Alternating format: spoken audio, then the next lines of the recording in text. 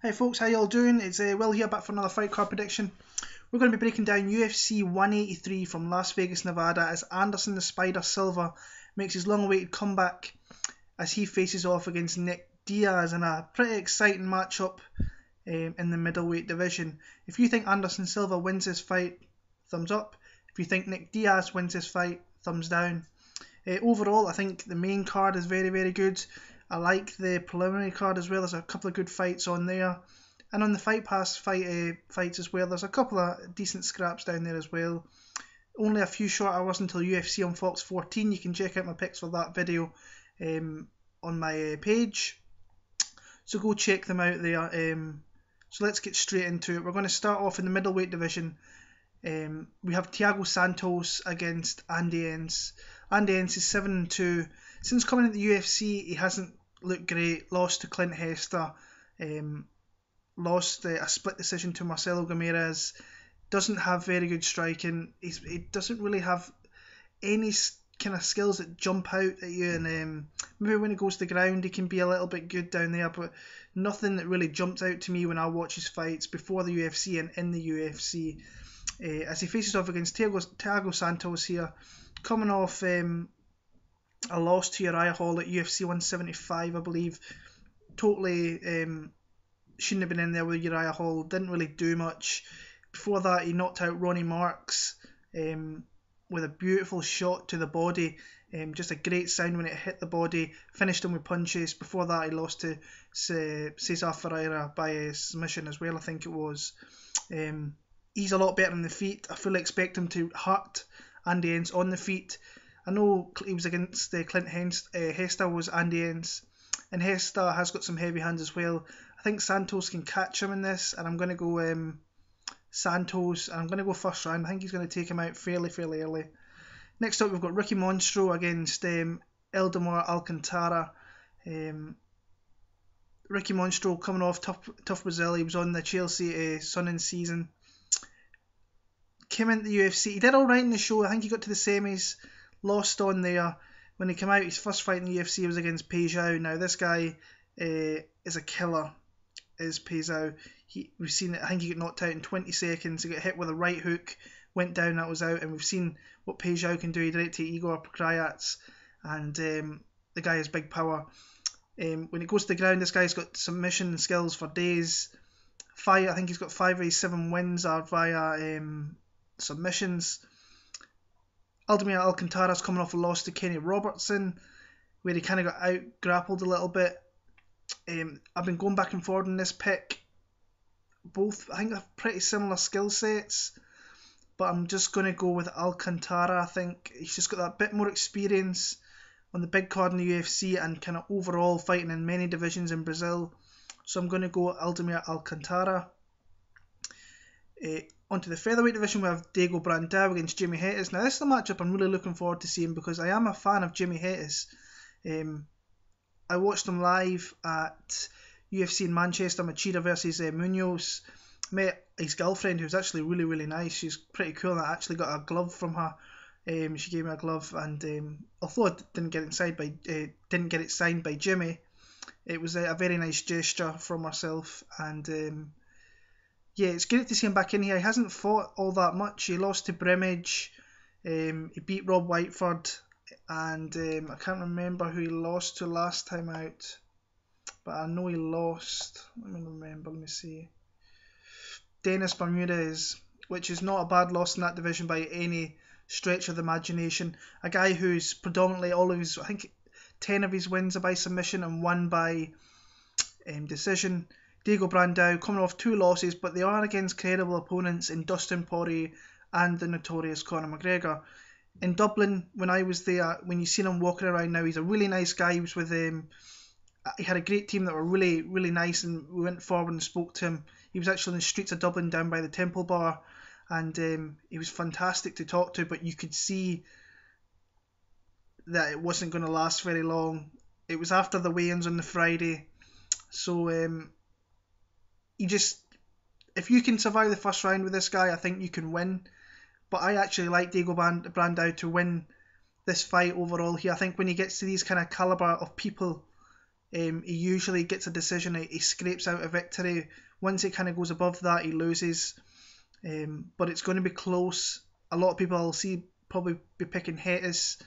I'm just going to go Brandao, but not by an awful lot. Onto the middleweight division on the Fox Sports 1 prelim card. We have Rafael Natal against Tom Watson. Tom Watson coming off a win over Sam Alves. Rafael Natal, I think it was Chris Camozzi, the last two victories. This fight could be a bit of a stinker. It could be one of these big knockouts. I think Rafael Natal is just a little bit better overall. I think he'll look to take this to the ground and try and stifle Tom Watson. Tom Watson's not the easiest to get to the ground, in all honesty. He's got that kind of brawling style where he'll come forward and he'll throw shots and try and hit with combinations and big shots to take you out. But I think Natal's just a little bit too... he's just, I think, a little bit better overall, basically, and I think he will get the nod over Watson via decision here. Onto the flyweights, we have Ian McCall against John Lineker. Now, these two guys were meant to fight back, I think, on the Manuwa, St. Preux and Shogun card before I think Ian McCall on the day of the fight got ill. If you go back and watch my picks from that event back then, I'm not changing them here, and I think it's even easier for him being in America than going to Brazil to get this win. I think he will do it fairly convincingly. I think he'll take John Lineker down. He'll not get hit with the big shots that Lineker will throw, and he will get a decision victory here, and he will move on. He'll get himself even closer to a title shot. So I'm going to go Ian McCall by a unanimous decision. On to the middleweight division, we have Herman against Derek Brunson. These two were scheduled to fight as well. Before somebody get injured or somebody get ill. I think it was Brunson on this occasion. The rematched here, they're going to match up again here, and if you go back and watch my other ones, you'll see I picked Derek Brunson there, and I'm not changing my mind on anything. I think he will win. He could knock him out.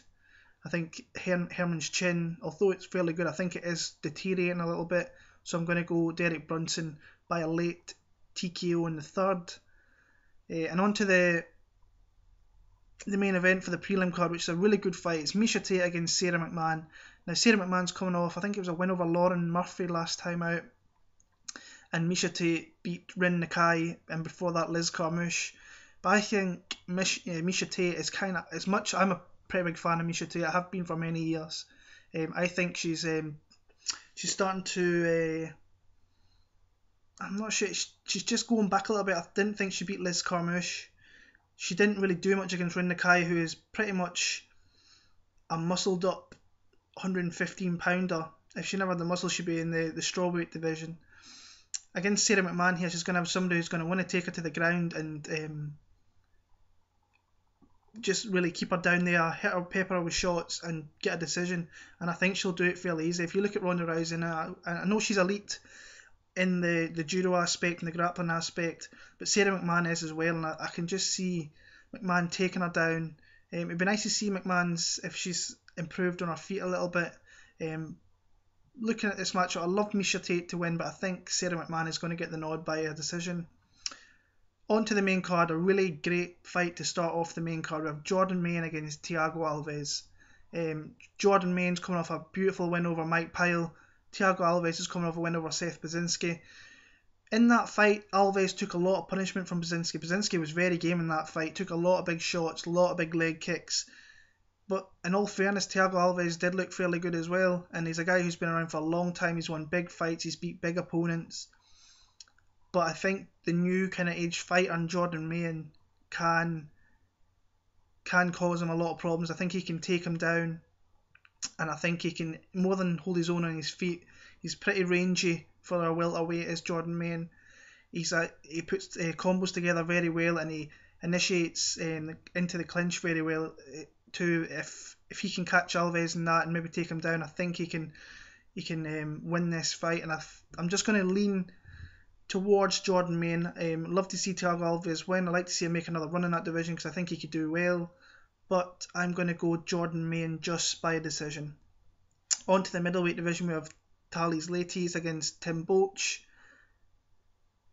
Love seeing this new Thales Leites. I think he's since he's come back into the UFC, he's been fantastic and he's been knocking people out. Carmel was one of them. He's just been fantastic since he came back to the UFC, and I think Tim Boetsch is on his way down. I think he's moved to a new camp, has Tim Boetsch. Tim Boetsch is one of the people that I seem to always pick against and always kind of lose. But I'm going to go with the streaking Thales Leites. I just think he's a little bit better. I think his striking's coming along a lot, and when it goes to the ground, not many people can hang with him down there. So I'm actually going to go. I'm going to pick for a Thales Leites submission. I'm going to go second round for Thales Leites. On to a fantastic fight in the lightweight division. We have Joe Lauzon against Iaquinta. Iaquinta is a fighter that this division really needs to look out for. His hands are ever improving under Ray Longo. His wrestling's always going to be there, and it was showcased in his last fight against Ross Pearson in Australia. He hit Pearson with some big shots, took him out with a really big right hand, and see, this is a big fight for him here because Lauzon is as game as anybody in that division. He's coming off a win over Michael Chiesa back in Connecticut, I think, back in the summer of last year. Tough fight to pick. I love to pick Joe Lauzon, but I think Iaquinta is really coming along. He's hitting his stride. He's got his powers coming through. He's planting his feet and hitting you with big shots.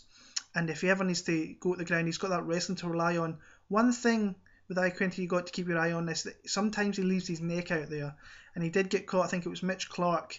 He was bossing that fight and got caught with an absolutely stupid submission, and they lost the fight through it. And if he does anything like that with Joe Lauzon, he is going to be put to sleep. So I think, I'm going to go Joe Lauzon by submission. I think he'll be the underdog for this fight.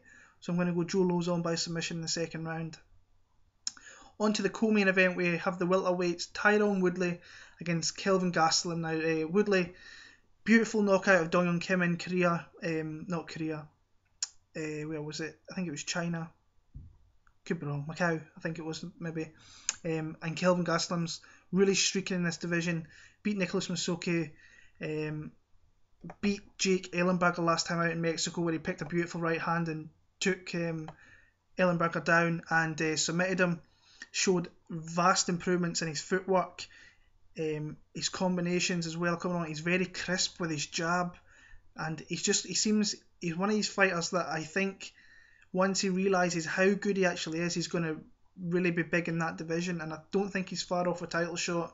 I'm really looking forward to seeing him fighting the elite in that division. I say he beat Brian Melanson by a rear naked choke, hit him with a nice jab, hit him with a left, got down and put him in a submission. A split decision over Rick Story. That was a very close fight.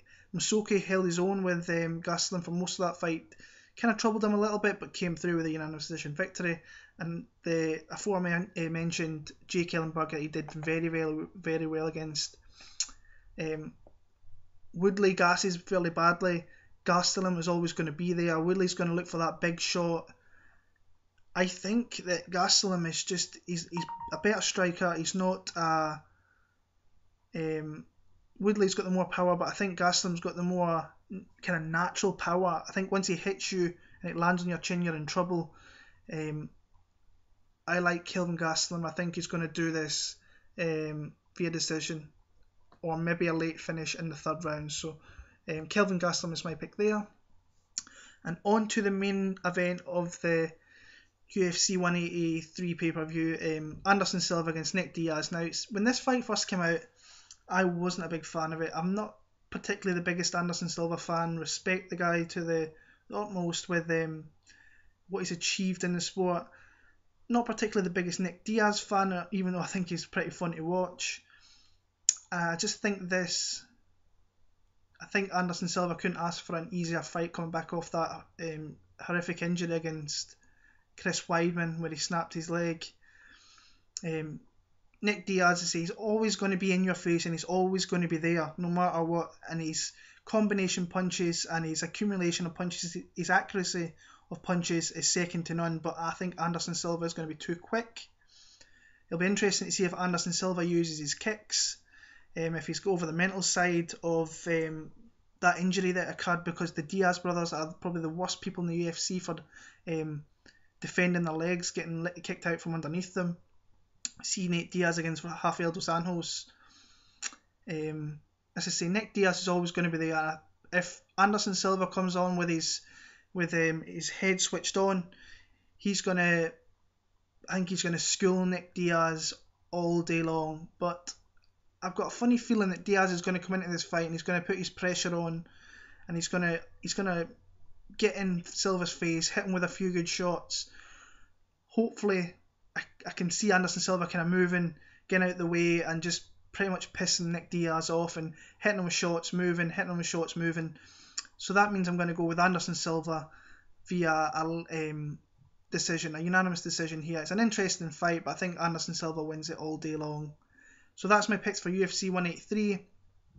I'll be back for the Valentine's Day card on February 14th from Colorado as Stephen Wonderboy Thompson faces off against Brandon Thatcher. That's an amazing main event for a fight night card.